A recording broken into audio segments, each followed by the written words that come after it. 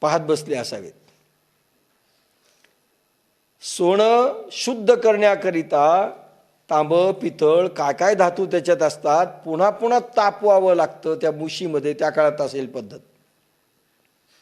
आणि शुद्ध सोनं येतं, खराब सोनं खराब माल खतम करतात. तसा हा देह सोन्यासारखा करायचा, खराब माल संपवायचा. आपण उलट करतो. सोन्यासारखा देह किती खराब करता येईल याची ट्राय करतो. ट्राय आम्ही जगतोय कसे, सोन्यासारखा देह जास्तीत जास्त किती खराब होईल.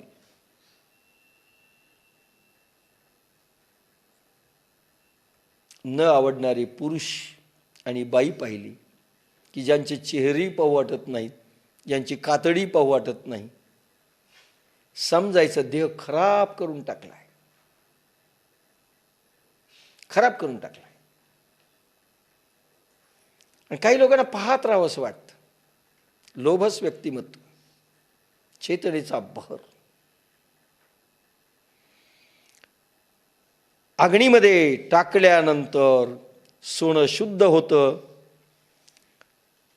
तसे निवडून काढतात. तसे ज्याप्रमाणे चित्तशक्तीच्या मुशीत योगाग्नीने देहाची आटणी करून शेवटी आत्मरूप शुद्ध सोनेच उरते.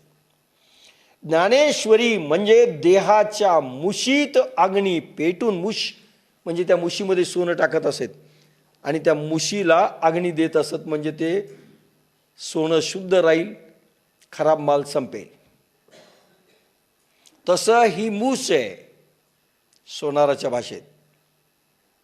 आणि त्याच्यात आत्मा टाकलेला आहे. अनात्मा आणि आत्मा